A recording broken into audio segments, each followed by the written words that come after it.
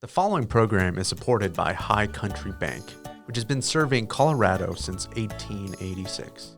While High Country Bank remains a true community bank, they offer many of the same services as the big banks. They specialize in mortgage, construction, and business lending and strive to provide an exceptional customer experience with every interaction. To learn more, please visit www.highcountrybank.net. Hi, I'm Realtor Sarah Morrow with South State Peak Realty. Welcome to episode 4 of Property Time.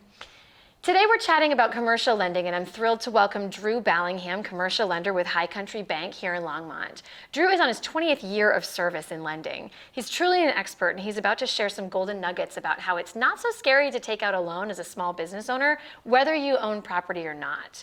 Drew is a local family man who has worked with hundreds of entrepreneurs. He comes from a family of entrepreneurs, and he's passionate about building stable financial futures alongside his clients and his customers. As a long gamer myself, who's an entrepreneur, I cannot wait to hear his wisdom, and I hope you'll join me whether you own a business, property, or not.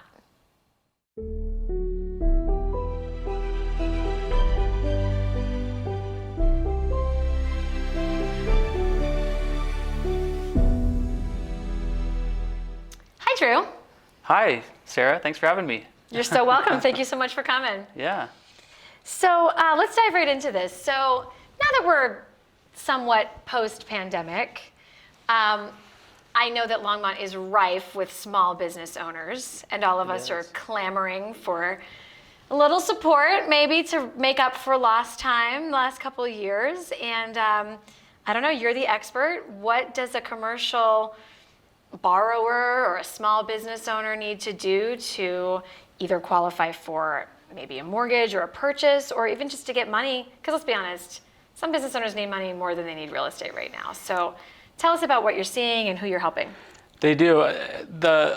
One of the hard parts that a lot of business owners are coming in contact with is, like, especially with the pandemic, maybe their banker is not there anymore. Maybe, their relationship with the bank is now gone, and so they're looking to see who's out there, like where they can go. And so it's nice we've got a location here in Longmont. It's nice to be in Longmont, to have that, local feel where people can go and mingle. And so, a lot of times it's just word of mouth as a good start. If they know other business owners in the area or work with other people, they can ask, who do you bank with, and stuff like that, and that's a good start. So what are you seeing? Do small business owners, do they already have existing relationships with you? Do they just walk through the doors? Are they applying for loans? Tell us about commercial lending just in general. In general, okay. Well, there's lots of different aspects to it. So a lot of what we're seeing at High Country Bank, because we're such a small community bank, and we're new to the market, so we're trying to figure out what our niche is. What businesses are here, where can we entrench ourselves in the community. And initially, since we opened in last November, right in the smack dab in the middle of the pandemic, businesses were closed. And so I was, walking up and down Main Street, and it was kind of like, it wasn't depressing, I don't know if is the right word, but it was kind of like, it was sad to see that there were businesses that weren't around anymore. And so, but yeah, we're on, they can go online to look for a bank if they've got a specific request that they know of. If it's an equipment loan, if it's a line of credit or whatever it is, line of credit lender or whatever, they can go online and search for things like that.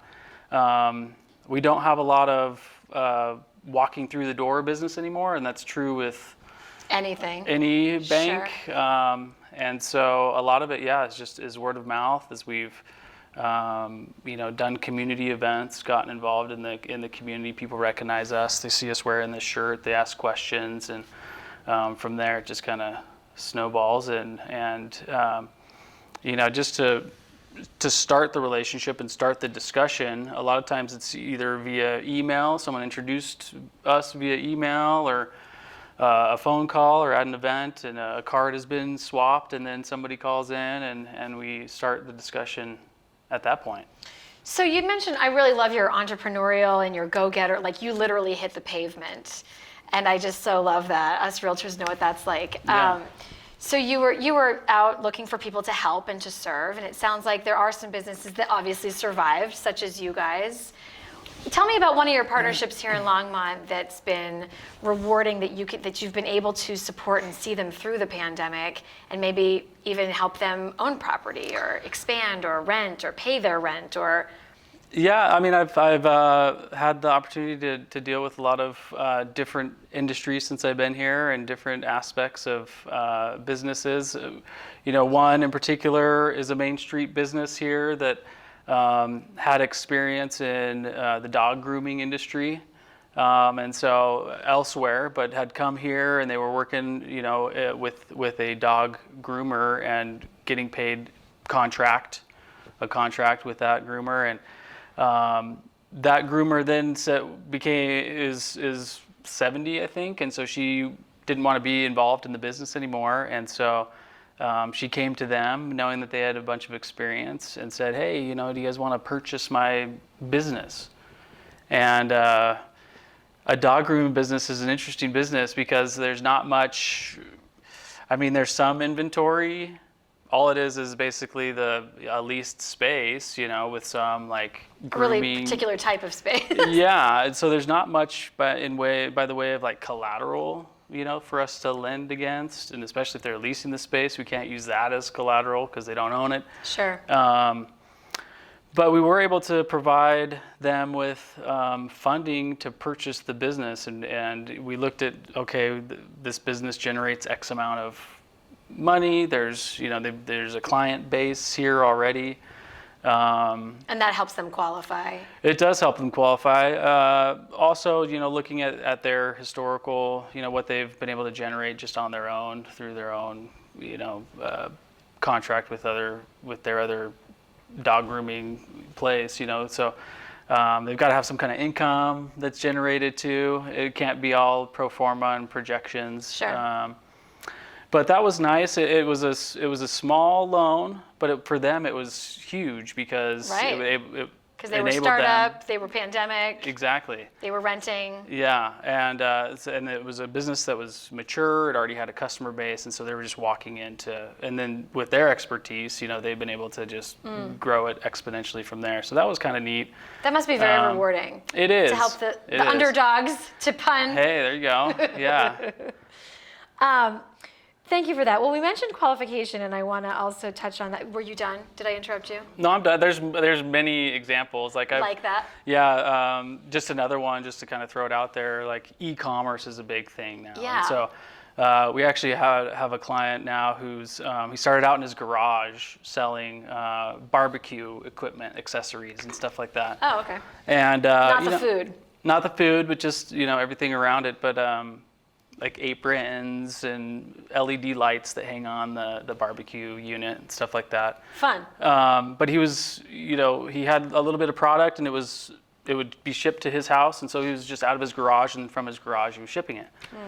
Well, the pandemic hit, and he had a new product that he wanted to launch, and so he got on Facebook and he did some other advertising and marketing, and hadn't really delved into that side of the business to date, and it just went like wildfire.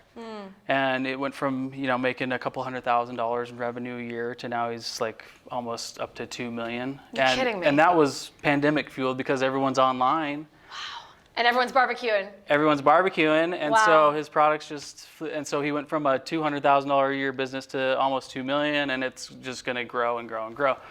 And so it was nice for us to get in on the ground level with him. Right. And the reason he came to us is because he needed funding. Like he needed that boost. He didn't have cash to purchase all this stuff and get Sure. it made for eventual sale. And so we were able to help them with that, get them a line of credit. The line of credit has since increased as revenues increased and things like that. But yeah, it's cool to see that. I mean, there's so many different businesses in this area. We hear about all the big, Ball Aerospace and all the big companies and the publicly traded companies that are here, which is awesome. Right.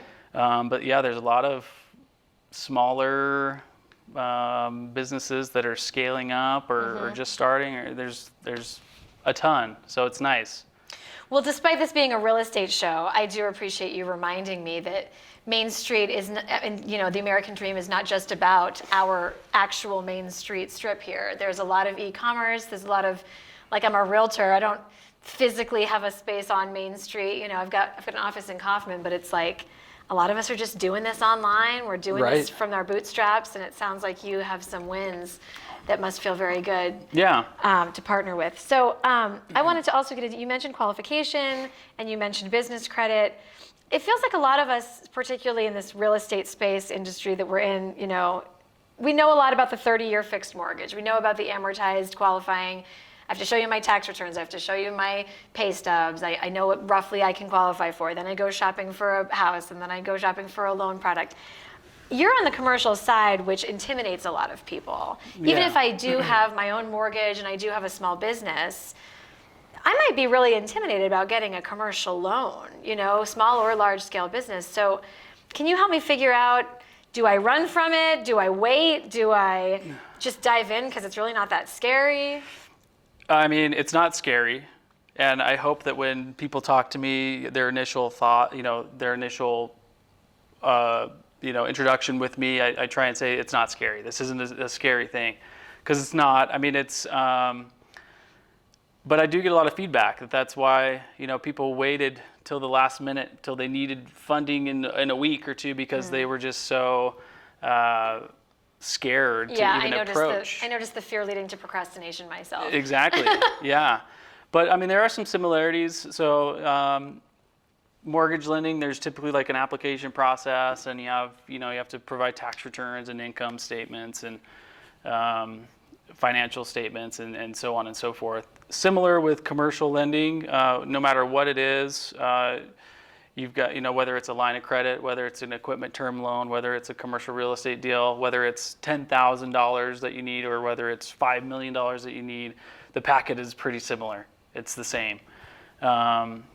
But there are a lot of different products. So mortgage lending, you've got your 30-year fixed, you've got jumbo, you've got, it's pretty standard. A lot of people understand like what those loans are all about. But on the commercial side, there's, for a commercial real estate loan, you're typically looking at like a 25-year amortization period where your loan is only fixed for 5 or 10 years of that 25 years. And so there's going to be a time where there's going to be a big balloon payment, right? Which is different from mortgage, where it's different from 30-year fixed rates. No balloon. Yeah, so there's a lot of, because there's a lot of risk with lending, at 4% rates. If in 25 years it's going to be up to 10 or 15% or whatever it is, So there's just, and so that's why, and I don't want to jump the gun because I know we talked about this earlier, but that's why it's good to know somebody or have somebody to talk to, especially on the commercial side, because there's so many different options, and it's such a there's a wide array of doing. You could give 2 or 3 products to somebody when they only really need like this line of credit or something like that. Right. It's very tailored. Yeah, I'll get to that in a second. Can you say more about? You mentioned the qualification, the terms, you mentioned the interest rate. A lot of us that own homes, we refi within a couple years to improve the rate. That's very normal. We don't see, things spike or change or the risk. Like, does that kind of operate the same way with this 25 but 5-year balloon? It does. Typically on the commercial side, there's a prepayment penalty. Okay. So within within that 5 years or 10 years, if you go to refinance elsewhere, there's a penalty for doing so, whether it's a percentage of the loan amount or some other formula. But the interest rates and the terms are pretty similar, right? 4-ish% right now. depending on a bunch of different factors, I'm sure. Right. Yeah. Typically, dollar amount is a factor. If you're doing a $3 million commercial deal, you're probably getting one of the better rates, just because to stay competitive. But yeah, it's pretty similar. Commercial real estate loans are generally a little bit higher than what you'd find on the mortgage side. Yeah. Cool. And people do you said 25-year is kind of what they naturally automatically default get. Do they have a choice about that? That's like the conventional, like 25-year AM, 5-year fixed, and then it reprices after 5. But there's also, you can do 15-year fixed rates. Oh, okay. 10-year fully amortizing fixed rates. Obviously, your payments are a little bit higher monthly. Sure. So it doesn't make sense for a lot of commercial real estate owners and investors, because they want their rents to be able to pay for the loan, and so of course. For the numbers to make sense. Yeah. Can you share a little bit more about details on your specific products and how they are competitive to other banks and other lenders? I know you guys did a lot with PPP during the pandemic, which I'm sure was part of your hitting the pavement hustle. Yeah. And then, I'm sure you guys work with CHFA. So do. Could you talk a little bit about how you subsidize? And you're the conventional side who subsidizes that and allows for that, or? Yeah. So we do. So instead of going SBA on a lot of we field a lot of inquiries because we are new to the area, and we're a smaller community bank, so we get a lot of small business type inquiries, and where other banks may say, okay, this is an SBA product, you need to go. I see. We need to partner with an SBA. They sort of qualify that and then bring in SBA for you. Yeah, exactly. We use CHFA, the Colorado Housing and Finance Authority, and so what that does. Love those guys. Yeah, so it's basically the same kind of thing as SBA. It's like an insurance type product, but just to mitigate risk essentially. But so for example, if you've got a $100,000 line of credit and you only have collateral of $110,000. So there's, for lines of credit on business assets, typically we're lending 65 to 75% loan to value. So, for a $100,000 line of credit, you need to show $150,000 in collateral. So there's sometimes a shortfall there. Gotcha. You mean if I require 100 for my project, yeah. I can only show that I'm earning up to X dollar amount. Right. That's when CHFA can fill in the bridge. So there's a gap there, yeah. So CHFA essentially comes in and they charge a 1% origination fee. Sure. And that money goes into a pooled account of money that the bank has. Got it. And the origination fee money goes into there, and that essentially is the buffer. The buffer. Yeah. Yeah. The gap filler. Yeah, it's not so different from a down payment assistance program in the residential side. Yeah. But you're saying I don't apply for that. You apply for that on my behalf as a business owner. Yeah. And you guys partner. And then compared to SBA, where SBA lending is very arduous. It's a long process. It can take up to 2 months. Right. A little more it's red a little tape. more expensive. Higher origination fees. Sure. This is a 2-page document that goes with our credit presentation. And it's technically more local because it's Colorado only. Is that correct? It is. So the bank has to have a relationship with CHFA. Right. And you guys have that. And we do. Yeah. Cool. So you've got, but PPP, CHFA, SBA, these are government subsidized programs, whereas you bring on the conventional bank side, but the two together lower the risk to you from me. Exactly. Yeah. So if you're a newer business that doesn't have a track record of success, then that's when we would use CHFA. If you're, an existing business, I'm working with a company now that's 22 years in business, we're not going to. Don't need CHFA. We don't need it. Yeah. Right. So. Cool. I guess my last question is, you touched on it, is, you can watch TV and you can call on 1-800 number and you can see things like get pre-approved today, get funded, get your business lines of credit. It seems like it's easy, but you touched on this.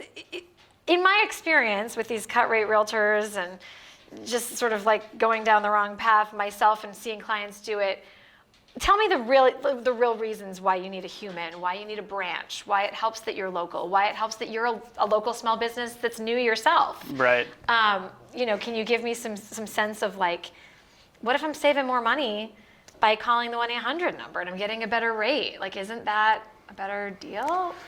Yeah, and there are aspects. I mean, we obviously, a lot of banks share the same sentiment that we're like relationship driven. And so, yeah, if someone's going out and looking for the best rate, and cheapest money shopping possible, around, then so be it. Yeah, go find. I don't believe what I said, by the way. go find that, and that's fine. Maybe at least I've had this conversation with you. There's, we've built some kind of rapport. If that doesn't work out, come back to us and we'll figure something out. But what was your question? I'm sorry. Why use a human? Oh yeah. So a lot of customers that we've received so far, they've gone to a bank, and just because of the industry they're in, maybe it's a restaurant, where for the past year and a half, if you go to a bank and say I'm a restaurant and I need a loan, they're just like, no, like I don't know if you're going to survive. COVID, yeah. Yeah, and so they get kicked out, and so it's like, okay. But, okay, you want to open a restaurant, do you have other assets? Do you have a home that you own that you now have a lot of equity in because the market is hot? We can, put a second deed of trust behind your first mortgage if there's enough equity. Yeah. Make it work. And so if you don't have that relationship with the banker, or, if you don't have somebody to talk to, and you go to a bank, it can be frustrating because they're just the creativity's out the window. Yeah. And they're like, no, thanks. And so, and then also for, customers like the e-commerce person that's growing, we gave him a small line of credit, but now 3-4 months later, he needs that doubled, Sure, so, needs change. Yeah. And so he can quickly facilitate getting me information. I already know his what's happening in his business. Yeah. And so it's really helpful to have that human touch. Drew, thank you so much for your time. Thank you, Sarah. Appreciate it. That's the proper tea.